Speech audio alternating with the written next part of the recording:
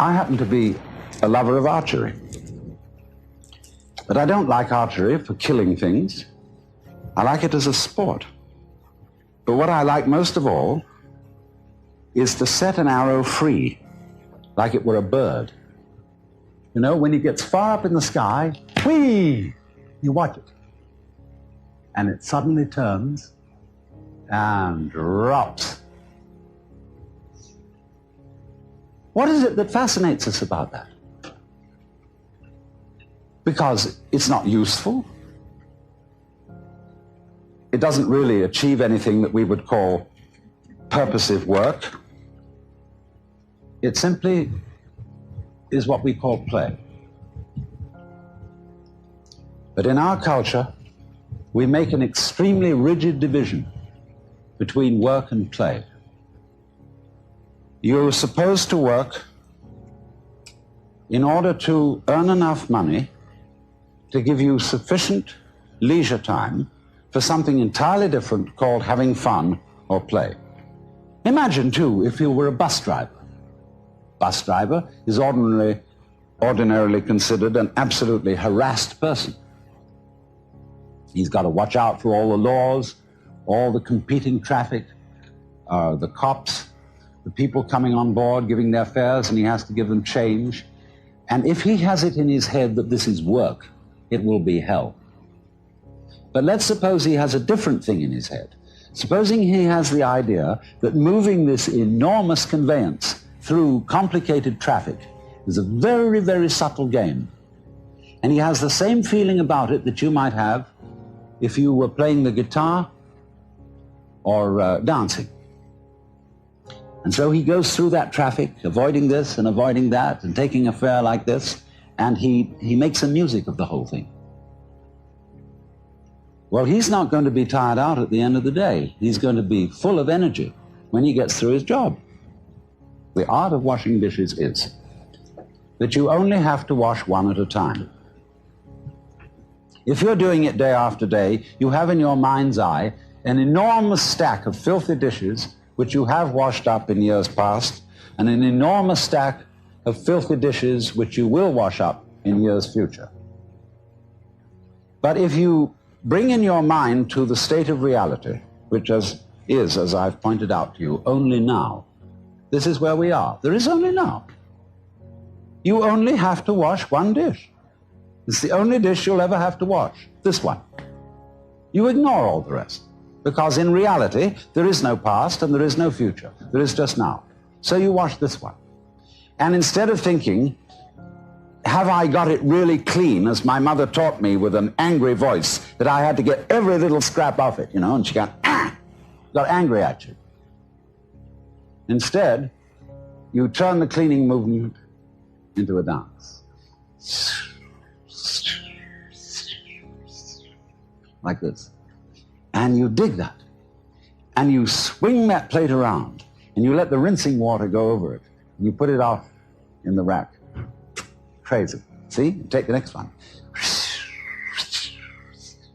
And you get this rhythm going. See? And you're not under compulsion all the time. You know, when I was a little boy and went to school in England, I had to learn the piano. They called it playing the piano. But actually, they said you must play. We had in England compulsory games. They used to post notices on the bulletin board in the school where I went to, which said, this afternoon, everyone will go for a run. And if you didn't go for a run, and it was found out that you hadn't, you were flogged. So everybody hated going for a run,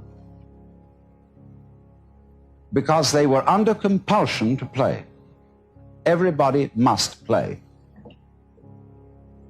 It's like the whole game of life we're all involved in. It's only a game, but everybody has got to belong. So we went running. I remember one day I was out on a run, and I was trying to enjoy myself because I was running on the balls of my feet, dancing along.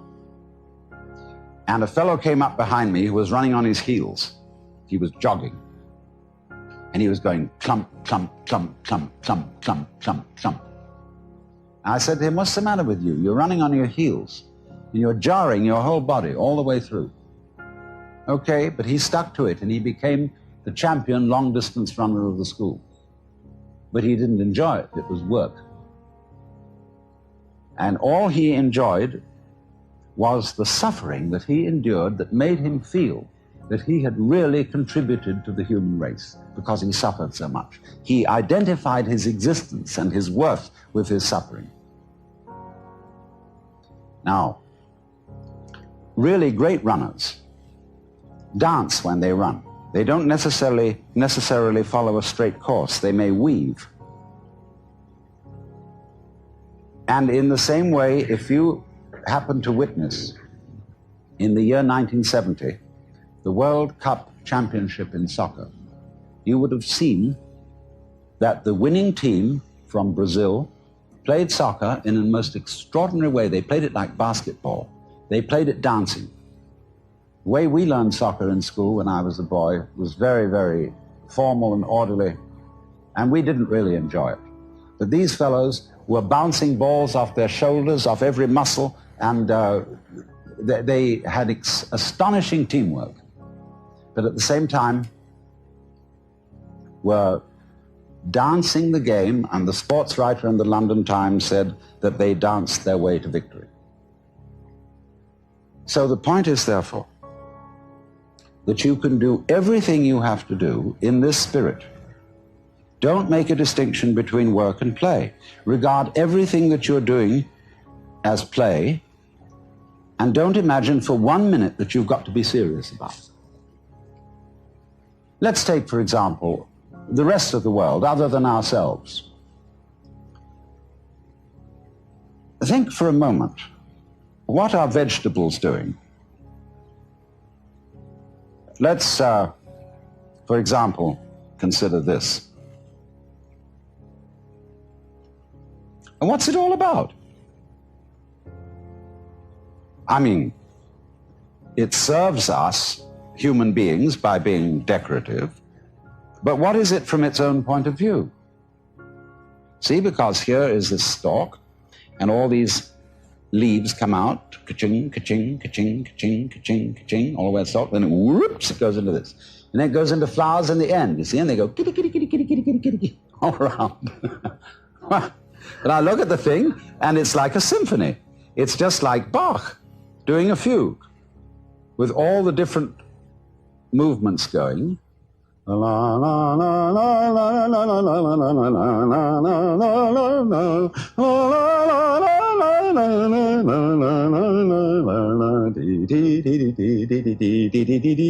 that's what it's about.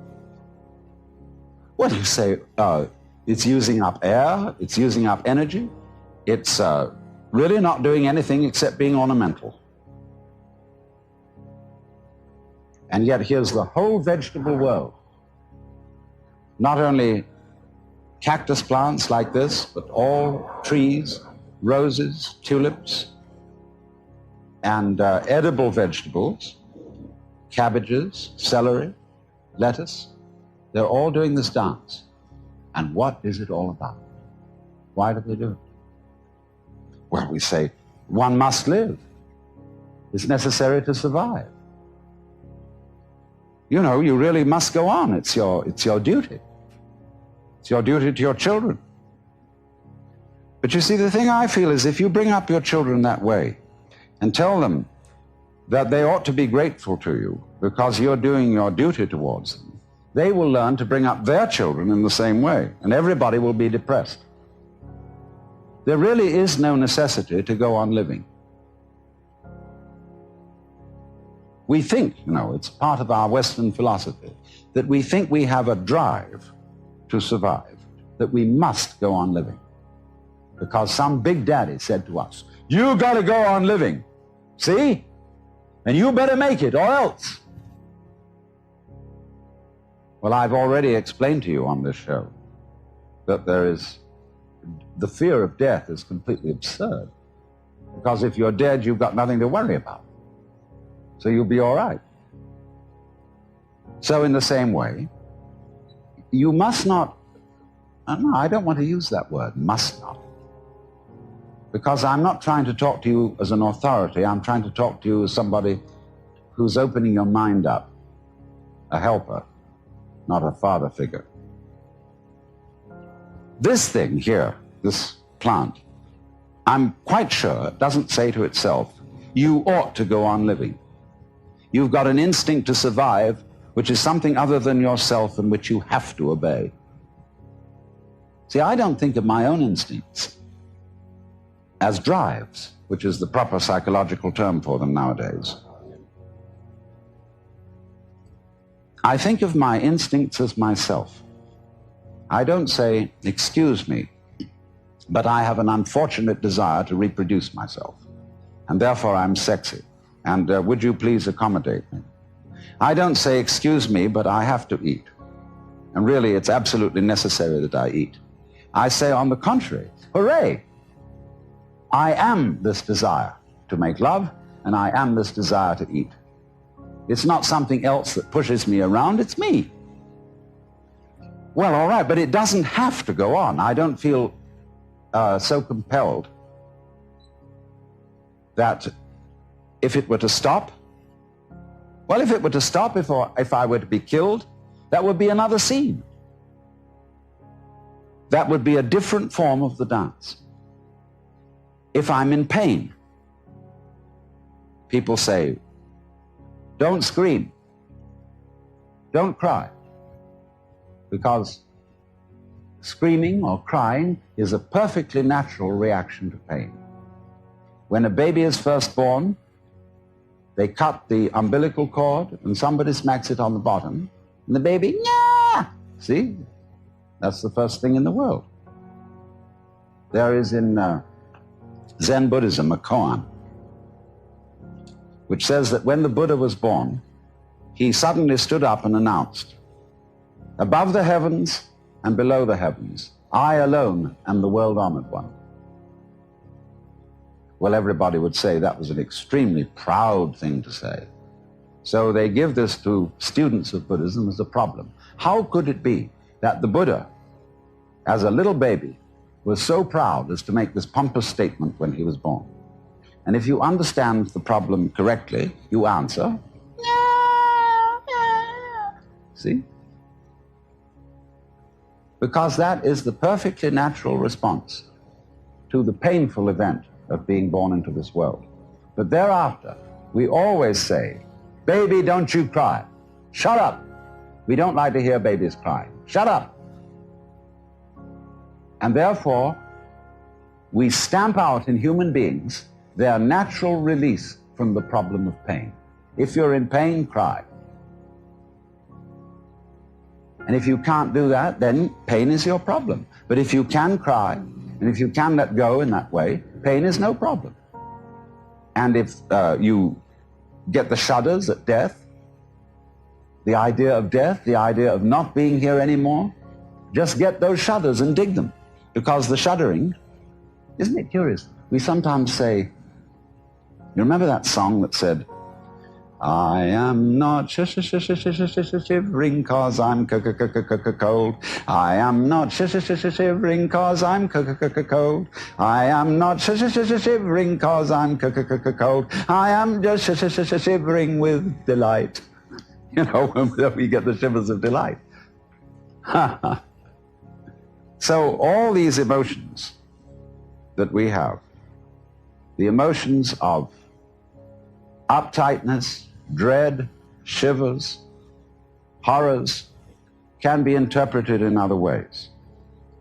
But we interpret them in a negative way so long as we are under the sense that you absolutely must go on living. Now you see, living, like this plant, is something spontaneous. In Chinese, the word for nature is zhiran, which means that which happens of itself, not under any control of an outside boss. And they feel that all the world is happening so of itself. It's spontaneous. And so you stop this spontaneous flowering of nature cold if you tell it you must do it. It's like saying to someone, you must love me. Well, it's ridiculous. If I were to ask my wife, darling, do you really love me? And she says, I'm trying my best to do so. That's not the answer I want. I want her to say, I can't help loving you. I love you so much I could eat you. And that's what the plant feels in growing. It doesn't feel that it must grow. It's not under orders. It's not a military chain of command. It does this spontaneously. So that when you try to command the spontaneous process, you stop it. It's like saying to someone, now, be unself-conscious. You know, there's a belief in India that if you think of a monkey while you're taking medicine, the medicine won't work. So therefore, when you take your vitamins or next pills, try not to think of a monkey. See? And that will completely tie up the spontaneous process, and it won't work. So all the things that we say to our children, like, well, you must have a bowel movement every day after breakfast. Try, darling, to go to sleep. Stop pouting. Take that look off your face. Oh, you're blushing. Make you feel guilty about blushing. See? All those things are attempts to say this one thing. Darling, little child, you are required to do what will be acceptable only if you do it voluntarily. And everybody on this account is completely mixed up, because we are trying to force genuine behavior. We all admire artists when we say they're unself-conscious. They seem so natural. They seem to dance or paint or talk or play the piano so effortlessly. Of course, a lot of work has gone into it. But if you are a great artist, your so-called periods of practice, when you sit for hours and study your technique on the piano, you will not do that effectively unless it is a pleasure for you. You have to come to the point where going over it again and again is a dance. One of my friends is a great Hindu musician who has the most extraordinary technique in playing an instrument called the sarod. It's like an extremely sophisticated Hindu guitar. His name is Ali Akbar Khan, and he's generally acknowledged to be the leading master of Northern Indian music. He told me once that the comprehension of music is in understanding one note. The meaning of that is he can sit for hours and hours working on this, but there really is only one note at a time. And he gets into that note and listens. He really listens. Gets into the sound. And it simply doesn't matter that it takes a long time, that he'd have to do this for many hours, because he's completely absorbed in listening to the sound he is now making. He's going with that vibration, as when you might chant, you see, like they do in yoga.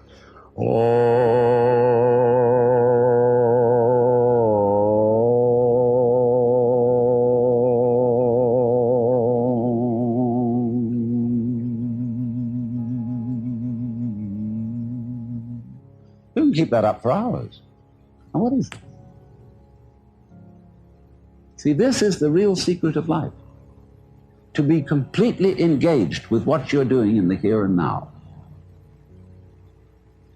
And instead of calling it work, realize that this is play. In Hindu philosophy, the whole creation is regarded as the Vishnu Leela. That means the play of Vishnu. Leela means dance or play, and from it we get our word lilt. They also, in Hindu philosophy, call the world an illusion. And in Latin, the root of the word illusion is ludere, to play.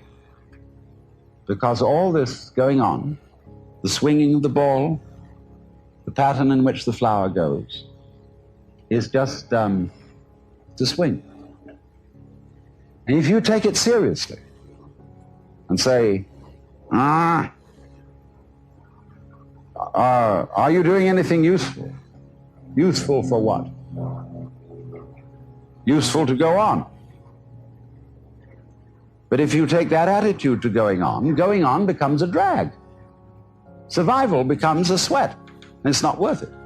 And if you teach your children, and they'll imitate you, they'll treat survival as a sweat which they have to undergo, they have to keep going on, and they'll teach their children to do it, and the whole continuation of the human race will be a drag, which is in fact what it's become because of this attitude. And this is the reason why we've invented the atomic bomb and are preparing to commit suicide.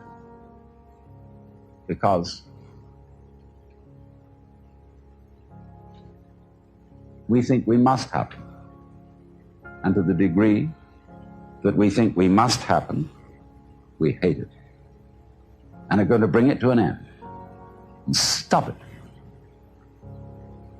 So I was about to say seriously, but I'm going to change my words and say sincerely suggest. You know, I'm not, in talking to you, I'm not preaching. I'm not actually serious, because I'm really with this rather than any kind of deep philosophy and so on. So I suggest to you sincerely. G.K. Chesterton once said that the angels fly because they take themselves lightly. How much more so then he, she who is Lord of the angels? The whole world is 3 for a penny, 3 for a pound, 'tis love that makes the world go round, or in the words of Dante, but my own wings were not for such a flight, except that, smiting through the mind of me, there came fulfillment in a flash of light, that my volition now and my desires were moved like wheel revolving evenly by love that moves the sun and starry fire.